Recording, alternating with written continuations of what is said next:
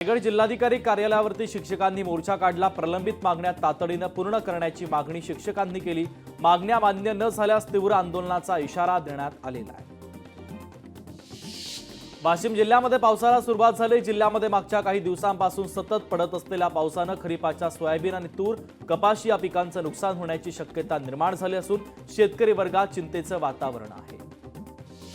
वक्फ board बिलावरून Owaisi यांनी केंद्र सरकारवर हल्लाबोल केला। वक्फ बोर्डाची संपत्ती लाटण्यासाठी बिल आणल्याची टीका ओवैसी यांनी केली। तर आमच्या संस्था आस्थेमध्ये इतर धर्मियांचं काय काम असा सवाल देखील ओवैसी यांनी सरकारला केलेला आहे। सोलापूरमध्ये प्राथमिक शिक्षक संघटनेने आक्रोश मोर्चा काढला। शासनाच्या धोरणाच्या विरोधात शिक्षक संघटनेने हा आक्रोश मोर्चा काढलाय। जुनी पेन्शन योजना लागू करण्याची शिक्षकांनी प्रमुख मागणी केलेली आहे।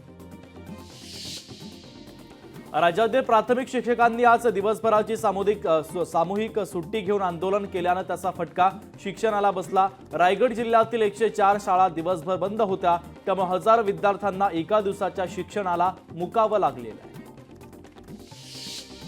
पुण्याच्या हिंजवडीमध्ये 23 वर्षीय नराधमानं 85 वर्षीय वृद्धेवर बलात्कार केल्याची घटना घडली। आरोपीला पोलिसांनी अटक केलेली आहे। तर शतपावलीसाठी बाहेर पडलेल्या वृद्धेला घरात नेऊन अत्याचार केल्याची माहिती तपासानंतर समोर आली आहे।